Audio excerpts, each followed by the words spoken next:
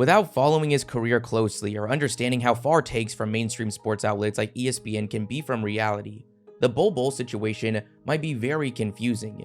This summer, you turn on ESPN and you see this from Kendrick Perkins. And then they have Bol Bol. I think he's the sleeper.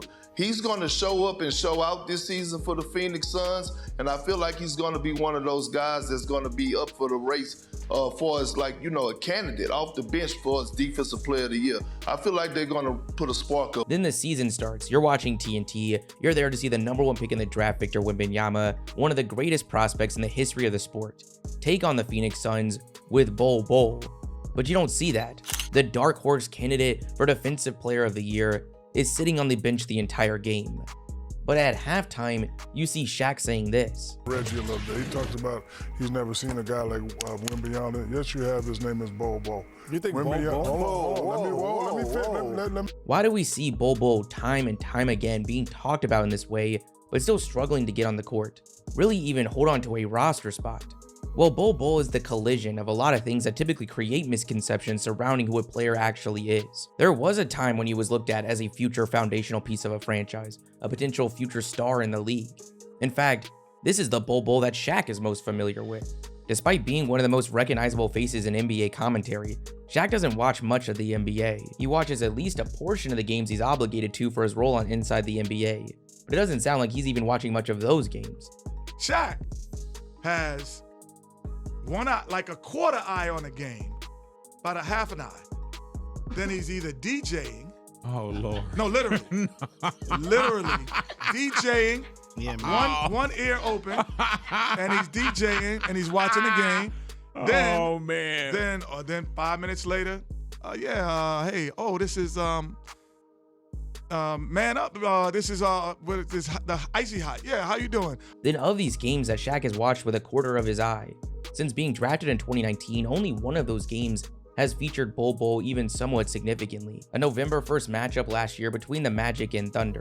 But while it's highly unlikely he's seen too much from him in the NBA, he's still very familiar with him. He's gotten the chance to watch him up close several times in his young career. In the summer of 2017, Shaq's son Sharif was climbing up the high school rankings. He would eventually graduate as the #1 player in the state of California. But Sharif wasn't the top recruit on his AAU team. It was Bol Bol, like Sharif, a son of a former NBA player. So far, the NBA season's been a blast, and what's been making it just a little bit more exciting for me is today's sponsor, PrizePicks. Their platform's really simple, just more or less than on player stats to win up to 25 times your entry. It's also available in over 70% of states. For my next entry, the thing that really jumped out to me was this game between Milwaukee and Indiana.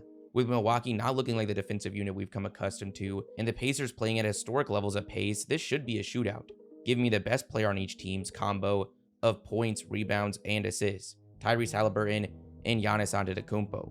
Then in the second game, it's been a rough start to the year for Trey. It feels like a big game is around the corner. I'm going to go with his points. Then Paolo Banchero has been ramping things up lately, so I'm going to go with his points. I'm going to go power play, meaning if all this happens, my $25 becomes $250. If you guys are interested in checking out PrizePicks, we actually have a promo for you. If you go to my link in the description and use code JimmerRange when you sign up, they're going to match your first deposit up to $100. And keep your eye out, as they've always got a bunch of different promos and features coming out. Thank you, PrizePicks, for sponsoring today's video. This frontcourt duo was going viral day in and day out. Sharif is flying through the air. Bol Bol's a 7'2" freak of nature showing off guard-like skills. The two are being facilitated by Bol's high school teammate Spencer Friedman, who had just gone viral in his own right, crossing up LaMelo in the California State playoffs. A common attendee for these AAU games during this viral run in 2017 was none other than Shaquille O'Neal, something that contributed to their virality. Not only were you seeing Bol Bol do something ridiculous at his frame, like throwing down a dunk between the legs, but there was usually a shocked reaction from Shaq showed shortly after. That's the Bol Bol he knows, the one dominating the Nike EYBL, typically regarded as the highest level of high school basketball in the country, averaging 25, 10, and 4 blocks. He knows the Bol Bol that was on pace to be a top pick in the draft, the one that was the 4th recruit in the country and #1 center. This was someone that had been going viral for years now, first as a 6'5" 7th grader, then a 6'11" 14-year-old with guard-like skills. When that level of virality clashes with top-end recruiting attention, it's going to take a lot to destroy the preconceived notions when things don't go to plan. especially when things get even crazier. Bol decides to go to the University of Oregon, where he comes out of the gate nothing short of dominant. 21 points, 10 rebounds, nearly 3 blocks, shooting an absurd 56% from the field and 52% from 3. He's quickly becoming one of the most recognizable names in the sport. He had gone from a viral career as a kid to being one of the most heavily recruited players in the country, and now, after just 9 college games, is being looked at as a lock for a top spot in the draft, in the same breath as guys like Zion Williamson and RJ Barrett. But then things take a pretty big turn. He suffers a foot injury that causes him to miss the rest of his freshman season, something that most only expected to see him go from a top 5 pick to a mid-first round selection, even going into draft night. He's invited to the green room, shows up in a $100,000 suit, not expecting to be waiting too long to hear his name called.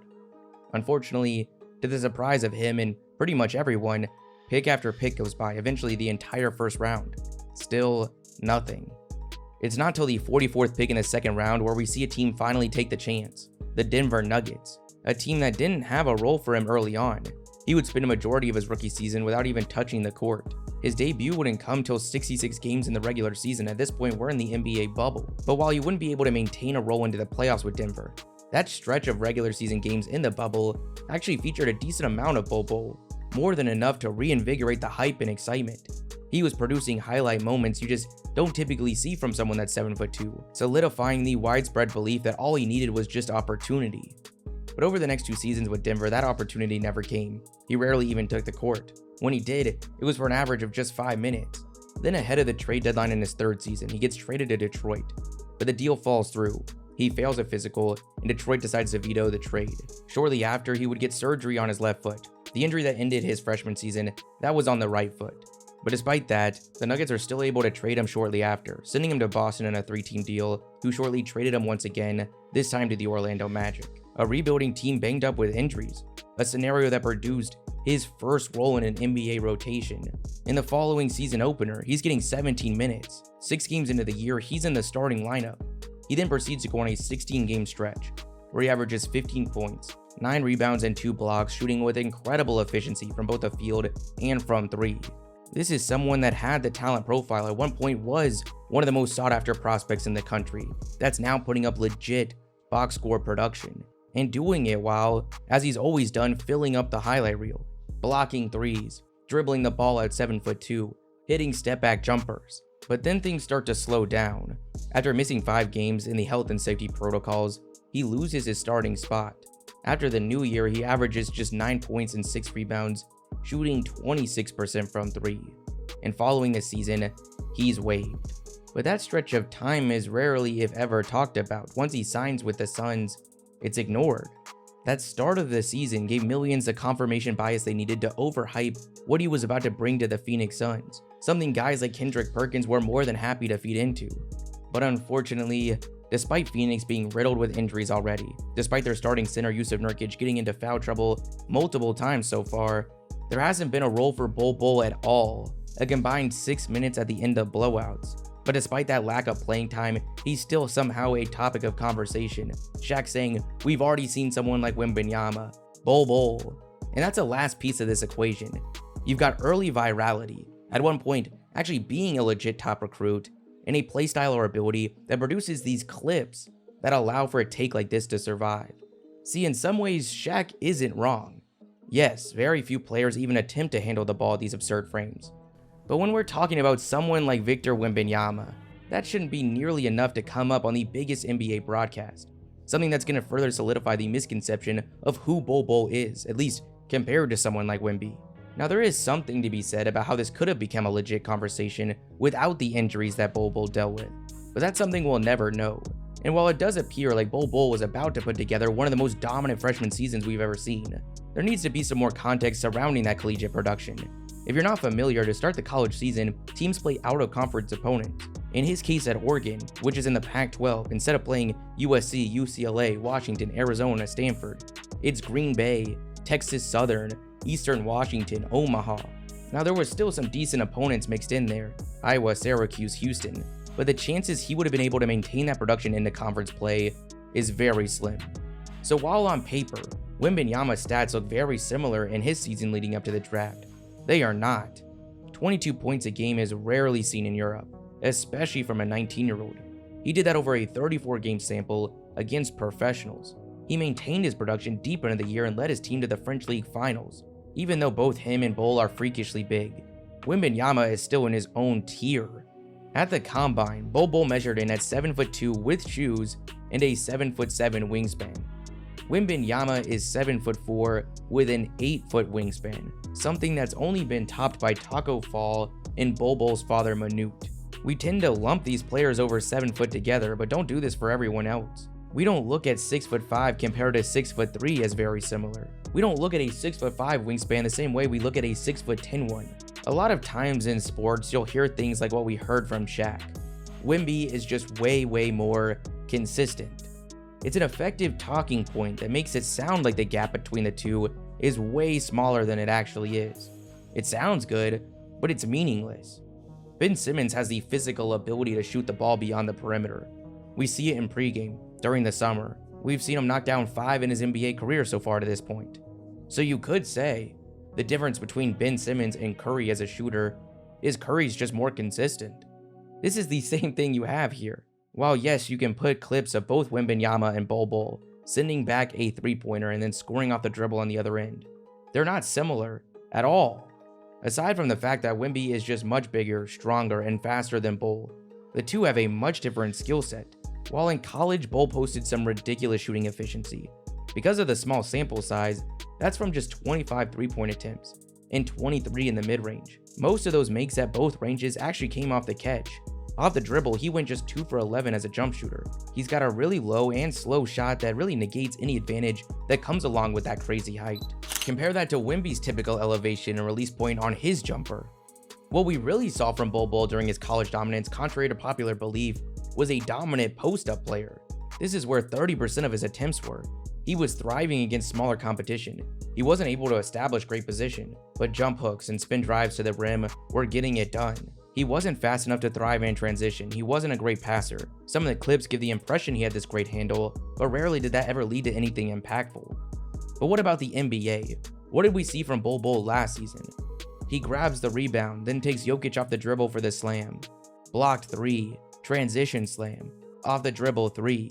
These are the types of clips that made it to Twitter, giving everyone this impression that he's doing this all the time, and that yes, he is a Wembanyama-esque player. But this stuff wasn't happening at the frequency most people realize, nor was it going in at the rate most people realize. He has just enough ability to make him somewhat effective driving at the basket, but while he's given a lot of credit as a floor spacer, that's far from reality. On off-the-dribble jump shots, he shot less than 38% inside the arc, only 24% outside. Somehow, that's even better than his efficiency off the catch. In fact, there's really only one place he can shoot the ball, the top of the key. Pretty much everywhere in the mid-range, he's below league average. On the wings, he shot 25% from 3. In the corners, he shot less than 19%, but at the top of the key, he was somehow able to knock down 39%. Driving to the rim and at the rim, he actually shot with really solid efficiency. The only problem is he wasn't getting there with much consistency at all. That interior dominance he had in college, that post-up ability frequency we saw, that vanished. It was dump-offs, alley-oops, an occasional driving layup, and a lot of missed jump shots that summed up his season last year. Quite different than what we've seen from Wemby to this point. A few games in and the efficiency isn't crazy, but the ability, off the dribble, in the post, outside the arc, is in a completely different class. 90% of those clips that made it to Twitter and Instagram from Bol Bol share something in common, a clear lack of opposing defense. Really, from all his makes this past year, you saw very little contact whatsoever. Last season, he was getting to the free throw line just over 1 time a game. So far, Wemby's doing that over 5 times a game to this point. Just minutes into his first preseason game, he's sending Chet to the ground driving at the basket. From day one, Wemby showed an ability to score at volume Bol hasn't even showed he has a chance to come close to.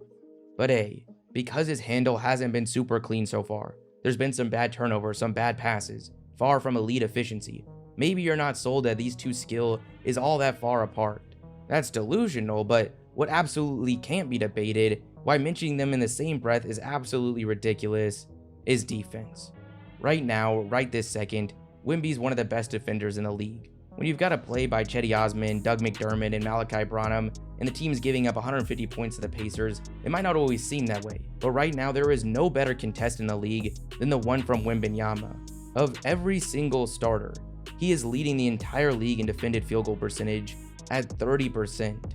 Wemby at 7'4" is guarding out on the perimeter, seeking those matchups, and teams are avoiding them at all costs. Quite different than what we see when Bol Bol's on the court. He's obviously an okay help side defender at his size, but aside from the rare block jump shot, on the ball he's way too slow. Down low he's way too weak. It's not his offense keeping him off the court in Phoenix, it is that end of the ball. The dark horse for Defensive Player of the Year, right? This comparison, the two even being mentioned together, needs to stop. It's like the classic sports math. This season, the Trailblazers beat the Raptors. The Raptors beat the Timberwolves. And the Timberwolves beat the Celtics and Nuggets, so really, the Trailblazers are the best team in the NBA.